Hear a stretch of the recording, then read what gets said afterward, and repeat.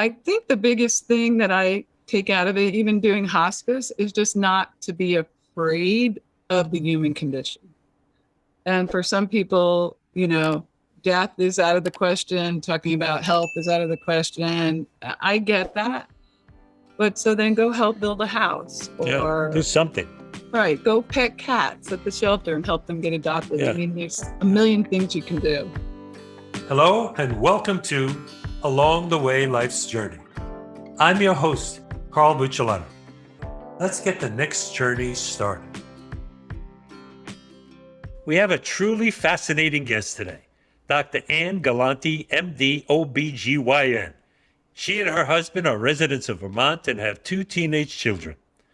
She is a graduate of Cornell University, MD College of Medicine at the University of Vermont, and Albany Medical College, where she did her OB-GYN residency. She spent 10 years in the insurance and reinsurance business, something I know very well, before feeling called to pursue a medical career. She has served the community locally while also volunteering in places throughout the world, serving 10 years in missions in Jamaica and Guyana and various other places. She is a near expert photographer and has chronicled her journeys around the world. Beautiful, beautiful photographs. An amazing person, and yet she kept asking me, who would want to hear about my story? That's the very reason she's great, in my opinion. Welcome, Dr. Ann Galante. Dr. Galante, may I call you Ann? Yes, of course. Thank you so much. And it's only proper that I ask permission because your title is one of respect, and being an Italian American, I was always taught to carry through with respect. So I do ask your permission first. So you were a doctor for quite a long time, and now you're retired. But before you became a doctor, you were in the insurance and real estate, the reinsurance business, which is quite, right. It's like one side of the scope to the other, isn't it? I mean, how did that happen? How did you get from, first thing, how did you end up in the insurance business? Well, that's a different story. I graduated from Cornell and moved to Los Angeles with a sorority sister of mine who had taken a summer job out there in Hollywood. And I ended up working for a reinsurance brokerage in the personnel department. At that point, I was like a clerk processing employee benefits, helping, set up new hire appointments and whatever. But Cornell had a fundraiser, which was hosted by the manager of the casualty department at Johnson & Higgins, a man named Willis King. And I went to the fundraiser, and then I tied him for the most money raised that night, which astounded him because I was this little 22-year-old, what? So he asked me to consider moving to the business side of the business, which was insurance broking, and I did. And then from there, I transferred to the New York City office and was down there off of Wall Street and then Water Street for I moved in, I can't even remember. I moved in 83 and I was there till 91. And during that time, I started volunteering in the local hospital near where I lived in Cobble Hill, Brooklyn, on Amity Street. And I was working in the emergency room basically as an assistant to help get patients into the room. Mainly, I used a lot of my time to encourage the doctors to hurry up and move along because there's something in that room waiting for you. And so at that point, at some point, I became frustrated living in New York, and I made a deal with God. I'm quite that presumptuous and arrogant that if he or she could help me find the person I would spend my life with and build a family, I would do what I could to help other people. And so at that point, I think is when I say he or she thumped my head and said, you're going to go to medical school, at which point I burst into tears because science and math were like old Greek to me. And I thought, you've got to be joking, but that's what happened. So I left New York. I moved up to Killington, Vermont, where I taught skiing and was taking pre-med classes. And from there came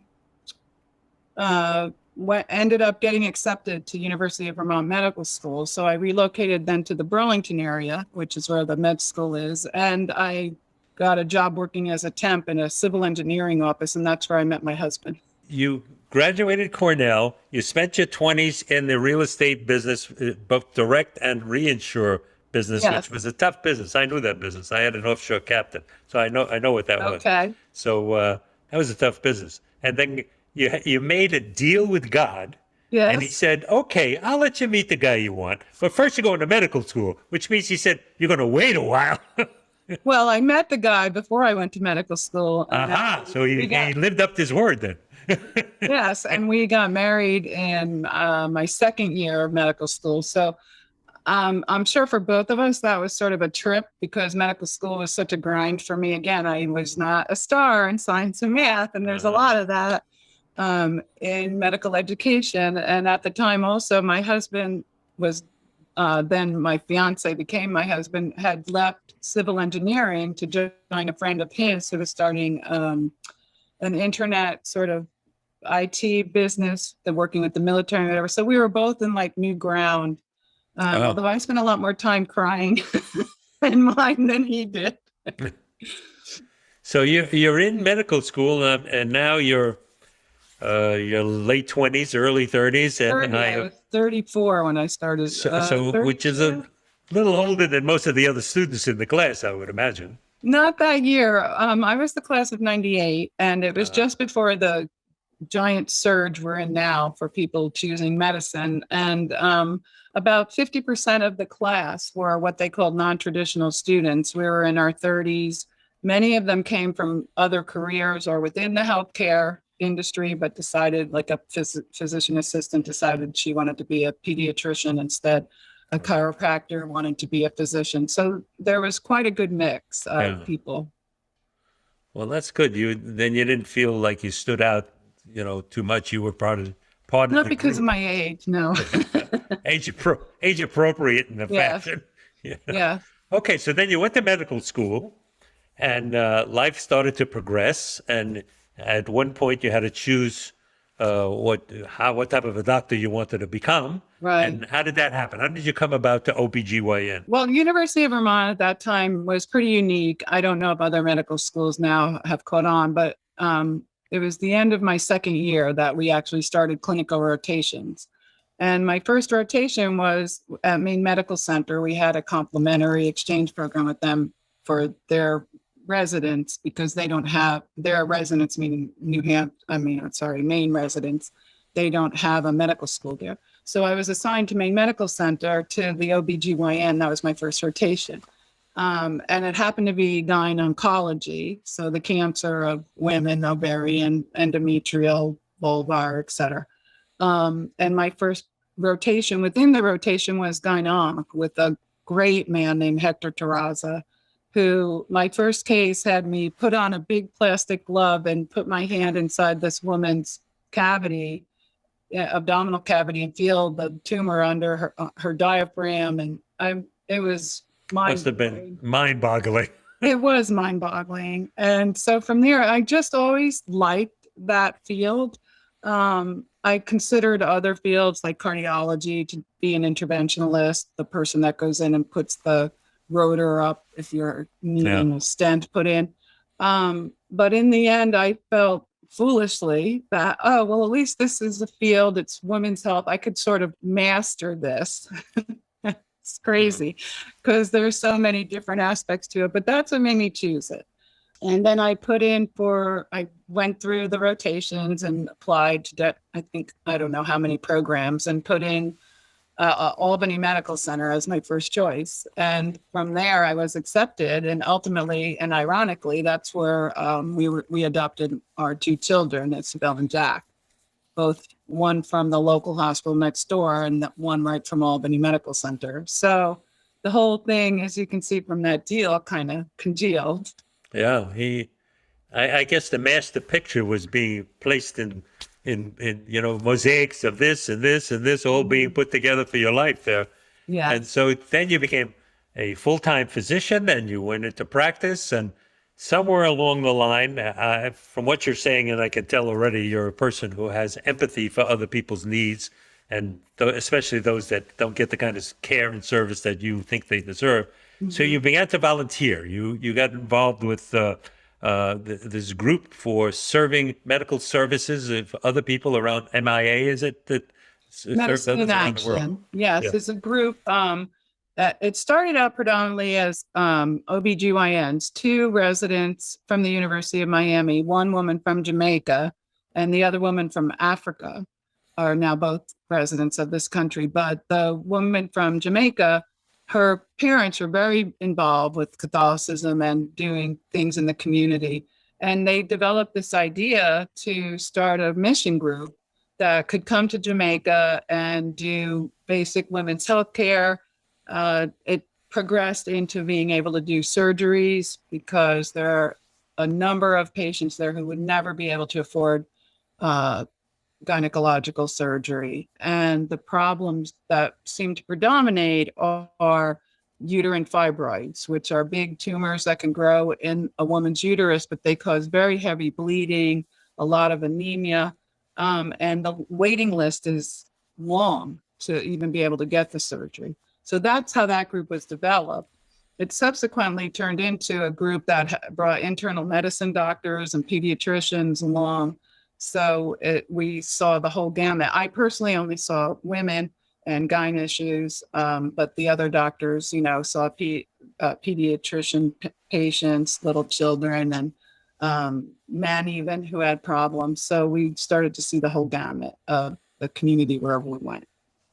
And because you're such a practiced photographer, you've taken pictures of these places and the people that you were involved with from many, many places. And I've been fortunate enough to see them, many of them. And it's a gift. And I used to drive my fellow volunteers crazy because I always called the front seat of the van opposite the driver. Many of my photographs are shot through a moving, from a moving target, either out my side window or out the front window. That's what the kids used to call shotgun seat. Yes, well, this was shotgun seat photography. The people there, I just wanted to capture the faces. It was at a time, 2007, 2008, I believe, when we had a real crash to the economy and a number of women were out of work, the maids, the servers from different resorts around the country. And to just capture a lot of the feel of the community of where I was. My niece at the time was a hotel administration student, and she was awarded a week stay at a 5-star hotel there to observe their operations. And when I went down and sent my photographs home, my mother said, "Are you sure you and Jamie were at the same country? Because unbelievable." And that was the importance of what I always saw of my photographs, was bringing home how blessed we are here, right? Particularly with the terms of care of women. Even though we get a lot of complaints about things, I'm like, oh, but you've never had to have a cervical exam done on a desk with books for a pillow and your feet on my shoulders. I think you're doing pretty good here. Right. Yeah. So many people think in terms of these exotic places, and you're right. They think of the luxury images that they see. Right. But you went into the bush, so to speak. You took canoes and longboats to go up in rivers to go into places where, in many cases, no white women were at all. And there you were, in the midst of all of that. You had to feel in some way a little intimidated and yet protected by the people themselves and by the God that sent you there, So going to Jamaica, I went with the group Medicine in Action, which is built right into the community outside of Kingstown, and then also had a very wealthy sponsor on the north side of the island. So they acted as our home bases, basically, when we went out. In Kingstown, the group was affiliated with a Catholic organization there from a private school that was taught by nuns. And one of the nuns, her community work was bringing medical care to the community. So she was our coordinator. And same thing when we went up north. We were never unattended by anyone. But I will say, particularly in the small communities where I might spend a night or two, people knew exactly who we were and what we were doing there, and were very gracious and welcomed us. We could walk down the street and say hi, and they knew we weren't Yeah. going to be targets, and I knew that, so it was okay. Guyana, it was different. We stayed in a place called, it was a giant dorm that was built with some money from Vanderbilt University, and that was where we locked up our belongings. And from there, we got on a bus to go wait for a ferry that then took us to land, that then we got on another bus. It just took all day to get to one place. And there we were always accompanied, unless we were in a place that was specifically built just for us. Like we knew nobody else was going to be able to get there because they had to have a boat to get there. The doors were locked after a certain hours. So we were okay.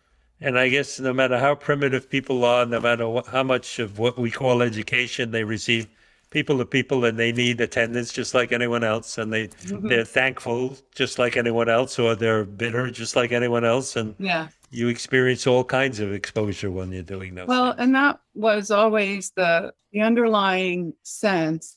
Obviously, I'm going to countries that I have only read about, and particularly Guyana, I had no clue what was going on there. And Jamaica was always something that was right in the travel logs and so on. So it was going to kind of understand how people, like what the words were. Some of the language was hard. They spoke patois in Jamaica, and I would say, what? I don't understand what you just said to me. But the bottom line was, at least in terms of women, the things that we care about here were what they care about there. They wanted to be healthy. They wanted their children to be safe and healthy. And they just wanted to know that they could afford a living. Many of the women I took care of worked outside of the home. So it was sort of universal that even though we're all so different, from my perspective, we're not that different. And it didn't really matter what race or faith you follow. I agree. I find myself making the same statement over and over again, and I don't want to be redundant to the people that watch me on the show, but I seem to come back to the same thought over and over again. We're really just one race on this planet, the human race.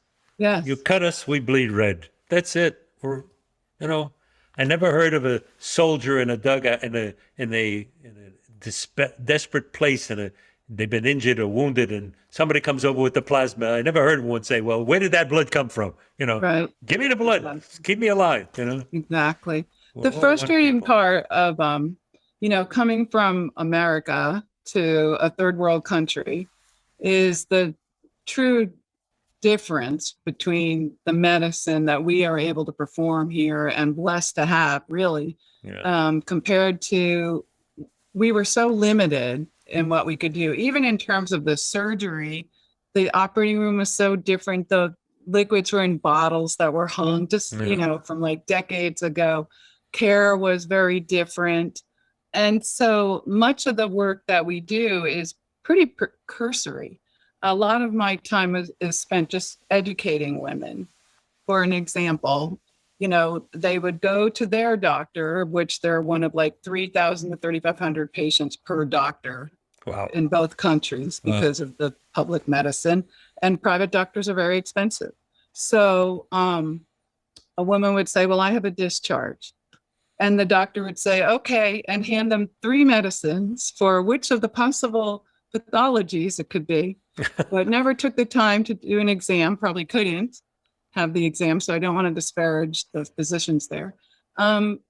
But also didn't educate the woman that, like, well, at certain times in your cycle, discharge is normal. And taking that time then to do an exam, explain to the woman what a normal discharge was, having her smell it, see it, and explaining what the differences were. If this were an itchy thing, if this were a burning thing. I'm sorry to be so graphic on you. Well, that's part of life. Here. But just to be able to explain, or I can't get pregnant and I don't know what to do. Well, we don't have Clomid. We don't have IVF. We can't even check their thyroid test there. Everything is very basic. So it was done a lot with charts and explaining the menstrual cycle and how to explain the timing of ovulation and when to have intercourse. and pap smears, explaining what those were for, just very basic educational time with every patient, and also with groups. I would bring printouts. The American College of Obstetrics and Gynecology basically creates pamphlets directed at the 6th grade level, so everyone can understand them. And I would just bring photocopies of these and hand them out and kind of give a small lecture to a group of women about what this was and what it was about, whether it was clean water or health or, sexual reproduction, sexually transmitted diseases, whatever.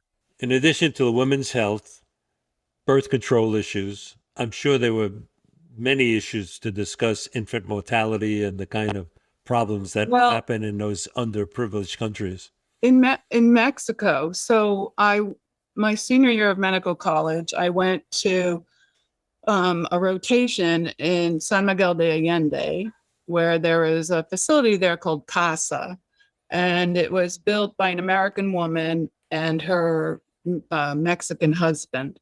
And it's basically a birthing center. So it's stocked with parteras, or midwives, we call them. And women will go there to labor and deliver their children. They also would go there, a female surgeon would come in once a week to do tubal ligations and basic simple surgeries, nothing major. The rest of the time, I worked with a male doctor there, and we did vaginal exams, pap smears, whatever. So I'm getting off base of what your question was, but it was to see in Mexico, back to the neonatal mortality, I would ask women, well, how many times have you been pregnant? Well, I've been pregnant 11 times. I had 9 babies, 2 are living. Or I've been pregnant 20 times, no lie. I've had 15 babies, 4 are living. So the mortality rate in Mexico, I did see, was very, very high. I didn't get that so much in Jamaica and Guyana. I don't know if it just wasn't part of what I was exposed to, because I wasn't really, I wasn't in the obstetrics field in either of those 2 countries. It was general gyne office and then surgery. So I don't really know those numbers. Well, you've certainly had your share of these kinds of experiences, but I know that there is a story that I need to ask you about, and that's the Indian Reservation. Oh, yes. Right here in the United States. Well, and this is one of my proud purchases. Yes. Children at Play by a very famous and esteemed Indian artist. So that was one of my memories there. That was the Lakota Sioux Reservation outside of the Badlands. I would fly into Rapid City and then travel out there. I would stay 2 weeks, so it was 24/7 call, covering the ER and seeing patients for 2 whole weeks. And then I would come home and be exhausted and sleep on the couch for like a week and then catch up, and then go back in about 6 weeks. So that was quite a journey. Yeah, and they have quite stories themselves there. I understand that there's still a lot of abuse that goes on there in the reservations, and a great deal of anger, rightfully so, about some of the abuses that they received under the hands of the missionaries, the whites, conquerors, right? Well, it started there, I believe. It was a big point of conversation among the elders, and I would hear the ads on the radio to remember what had gone on when the American troops moved in and the Jesuits or the Catholics moved in and took over education. There was a lot of abuse. They demanded that the children speak English. They demanded that they not use their Indian names. They gave them, kind of like when Italians came to the country, right.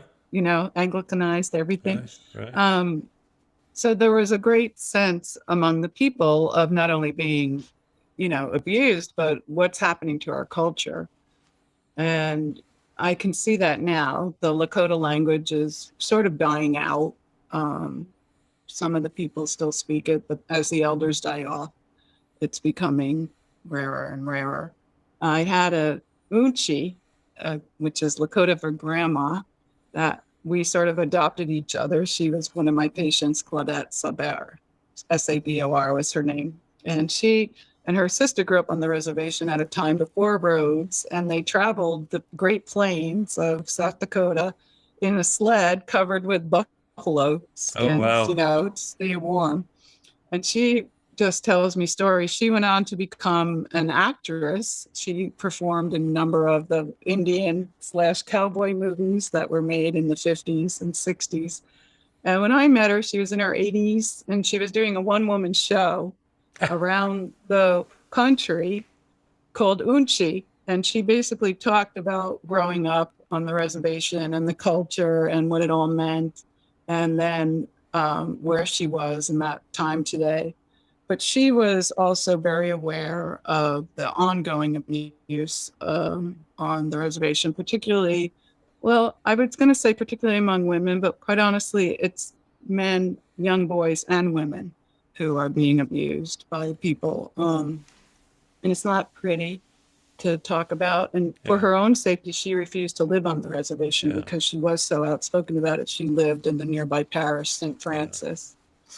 She ultimately died a few years ago, but I know I've read quite a bit about that, and I know that there was a lot of alcohol use, and there's a lot of mental despair because of men who couldn't have jobs and couldn't be heads of their house. And right. My own opinion, it's based on the fact that they're on the dole from the U.S. government, what I call their guilt money. That came twice a month.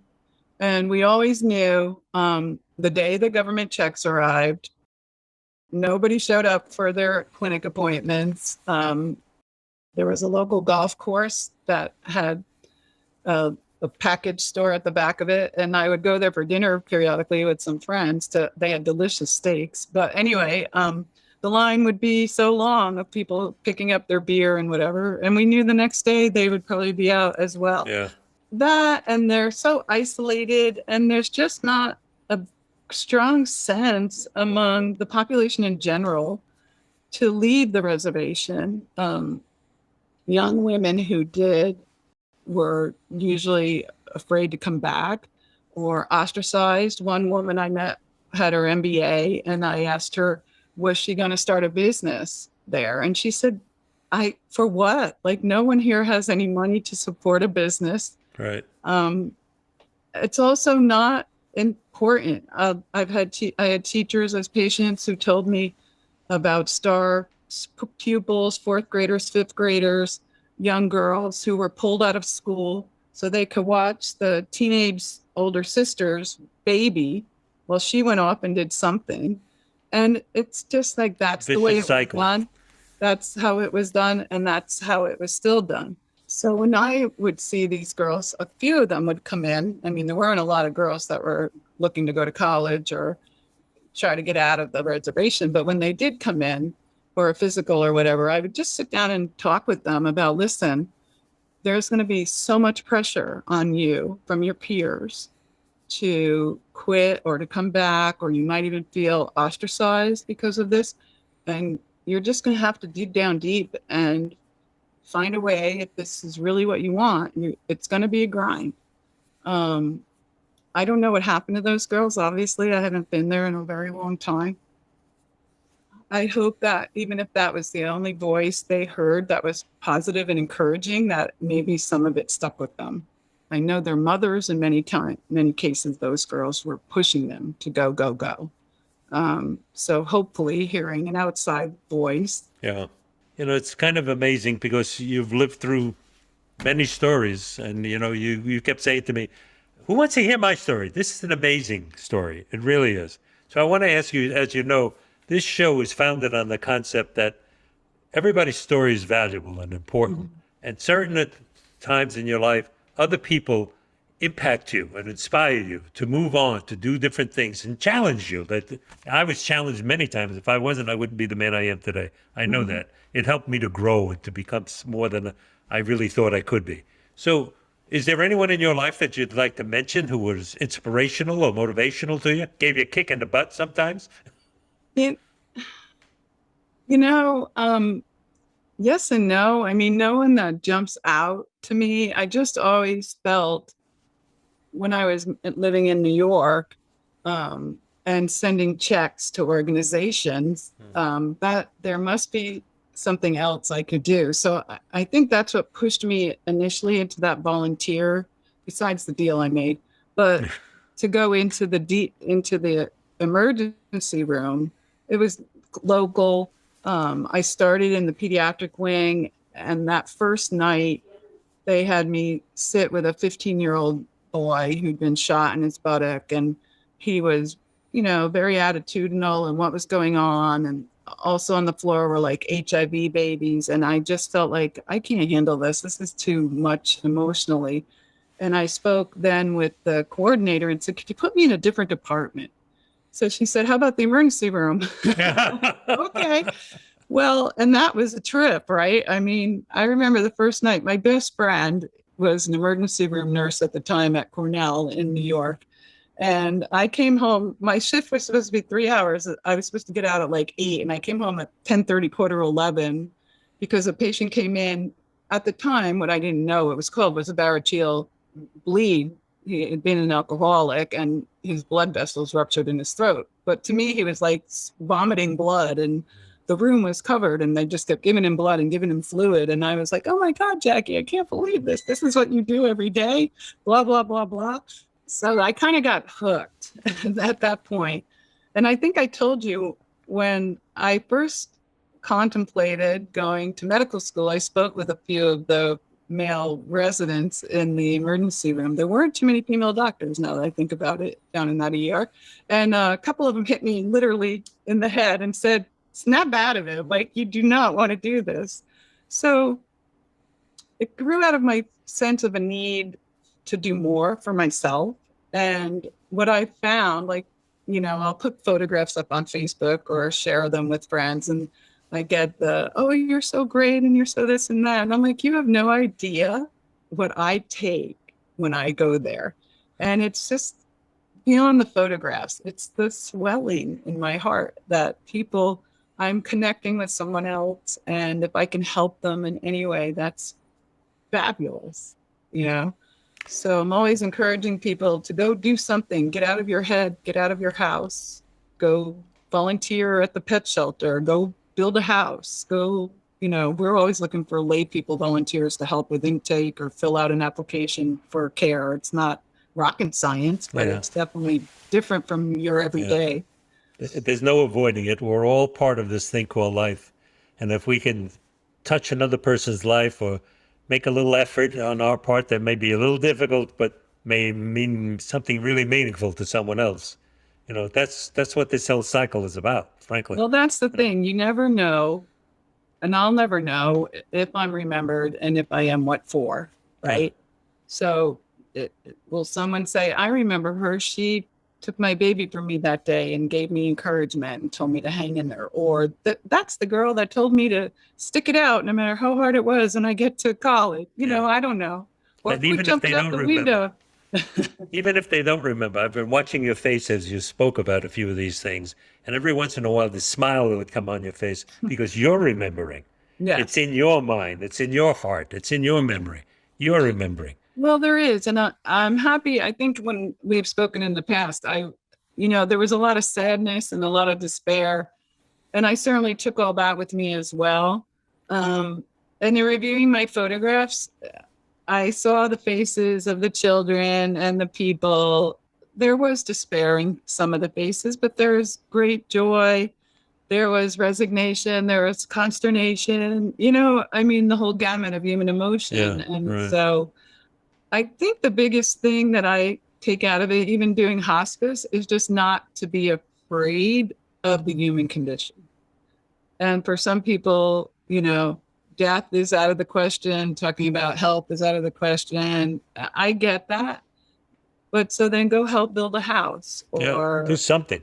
Right. Go pet cats at the shelter and help them get adopted. Yeah. I mean, there's a million things you can do. Yeah, absolutely. Habitat for Humanity builds people's homes, but encouraging somebody with a hot cup of coffee and a cookie encourages a lonely stranger from far out of town too. It's a different kind of just a hug. I mean, hugs are free. I remember when I started working. I was in medical school, and I was doing a gyne oncology rotation as one of my senior rotations. And I was working with this physician, and one of our patients was from Bosnia or Syria or whatever. She had a horrible mess with cervical cancer, but I had to round on her every morning. And so I had asked her son, who was there one day, how do you say good morning? How do you feel in your language? And so I would do that. And then I could always offer her a hug, and Dr. Wieslander, he was like, Ann, that is so, I go, I'm not qualified to do anything else right now, but I can hug. How wonderful is that? How wonderful is that? So it is wonderful. I'm a bear of a guy, and as you know, I'm Sicilian American, and I'm a hugger. When I meet people, I give them a hug, and when they get a hug from me, they know they've been hugged. Yeah. I love it. I love connecting with people. And the pandemic has made that harder. You can bump your elbows and all that's nonsense. And I haven't been overseas since then, so I don't know when I'm going to feel like it's a good idea. I certainly don't want to get stuck in, a place like Guyana or Jamaica with my family over here and not knowing when I'm going to be able to get home. Right. Absolutely. So is there anything you'd like to tell the folks before we sign off and make my usual comments and we turn it over to the producers? If you're considering anything at all to make your life a little more interesting, or you're bored, or you're really sad and don't know what to do with your own life, go out and see how other people are managing what they're dealing with. If for no other reason than for the couple hours you're not in your own head. And maybe you'll start to recognize that what we have is not so terrible, no matter how bad we think it is. I swear to God, there is someone else who has it way worse. Always. So I agree with that. For those of you who are sitting out there, I want to remind you, you're looking at two retired people who have not allowed life to say, you're a couch potato, sit home, do nothing. There's a whole big world out there, folks. There's a lot of people that could use a hug or a shake of the hand, or maybe even a couple of canned foods that you have in your cupboard that you're not eating. There's always something to do. And I think that's what Dr. Ann is saying here, and what I'm saying to you. If we're really part of this thing called life, be part of it. Mm-hmm. Live in it. Don't be a spectator. Be a part of it. And I want to remind you always that nothing is too big and nothing is too small. It's amazing how things get accomplished when people put their mind to it. So, if you like the show, give us a thumbs up, subscribe. And I remind you, you have a very unique story. Everybody has a story, and I know you do too. Tell your story. Write it down. It's your legacy. Tell someone, your family, your friends, before it's too late. Because if you wait and it's gone, the world loses it. It's gone forever. So do something meaningful with that story today. And as I say every week, tell someone you love them today. Thank you for tuning into the show. I hope that it resonated with you. It certainly did with me. And I hope it encouraged you to realize the true power of your story. As a reminder, new episodes will be released Wednesday mornings on your favorite podcast apps and also on YouTube as well. Be sure to like, subscribe, and turn your notification button on to ensure that you receive updates on new episode releases. I'm grateful for your reviews and your support. The love is certainly felt. Keep it coming. You can reach out to connect with me on Instagram, Facebook, and LinkedIn, or stop by my website, toeverypageofturning.com. All links are clickable in the show notes for quick access. Do you think that you or someone you know may be our most inspiring guest yet? Let's hope so. Click on our contact page and get in touch on my website and share your story. I look forward to reading each one personally.